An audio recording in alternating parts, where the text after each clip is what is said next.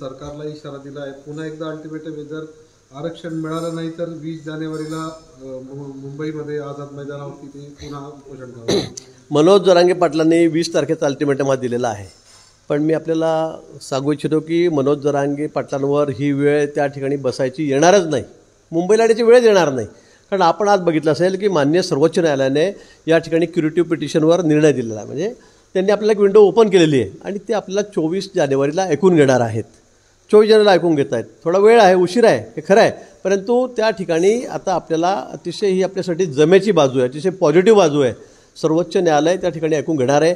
आपण मागासवर्गीय आयोग नेमलेला आहे आणि त्याच्या माध्यमातून ज्या मागे ज्या क्युरीज होत्या, ज्या काही कमी त्यांनी दाखवलेल्या होत्या मान्य सर्वोच्च न्यायालयाने, ज्यावेळेला त्यांनी आरक्षण फेटाळलं सर्वोच्च न्यायालयात, त्यावेळेला ते आता आपण सर्व परिपूर्ण करत आहोत.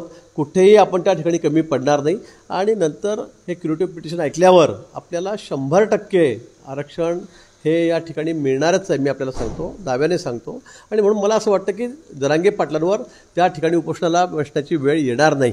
शासनाची भूमिका हीच आहे की आता जरांगे पाटील साहेब जे म्हणतात की आईचं नाव लावावं याचं, पण हे सगळं कदापि शक्य नाही. मी काल त्यांच्या समोर गेलो, परवा त्या दिवशी सांगितलं की अशी पद्धत आपल्याकडे पितृसत्ताक पद्धत आहे आणि म्हणून वडिलांचीच जात लावलं जातं, वडिलांचंच लावलं जातं आणि म्हणून हे कदापि शक्य होणार नाही.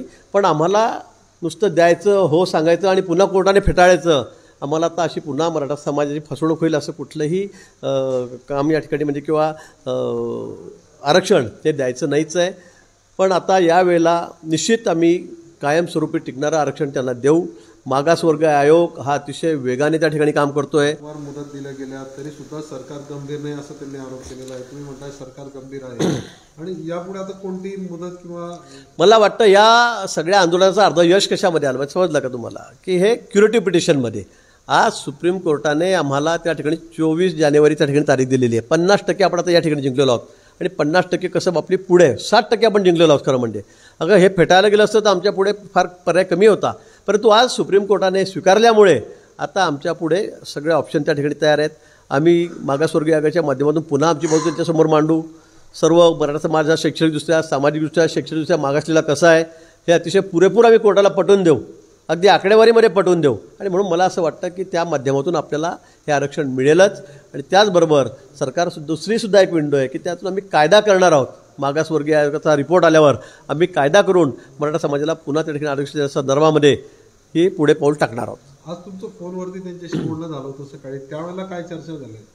नाही, मी त्यांचं म्हणणं होतं की बा आईला सोयऱ्यांना ते द्यावं, पण मी परवाही त्यांच्यासमोर सांगितलं की हे आपल्याकडे ही पद्धत नाही आहे, हा कायदा आपल्याकडे नाही आहे, नियम नाही आहे आणि देशामध्ये बहुतांश ठिकाणी हा कायदा नाही. पितृसत्ताक पद्धती आपल्याकडे, त्यामुळे वडिलांचंच नाव लावलं जातं आणि वडिलांचीच जात त्या ठिकाणी लावली जाते.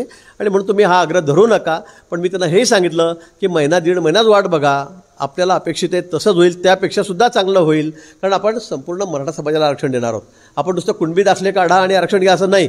तर मागच्या वेळी देवेंद्रजींनी ज्या पद्धतीने आरक्षण दिलं होतं, म्हणजे सार्वत्रिक या ठिकाणी आरक्षण दिलेलं होतं संपूर्ण मराठा समाजाला, तेच क्युरेटिव्ह पिटिशन आपण त्या ठिकाणी दाखल करून त्याला पुढे आपली बाजू सक्षमपणे मांडून त्या ठिकाणी आरक्षण घेणार आहोत.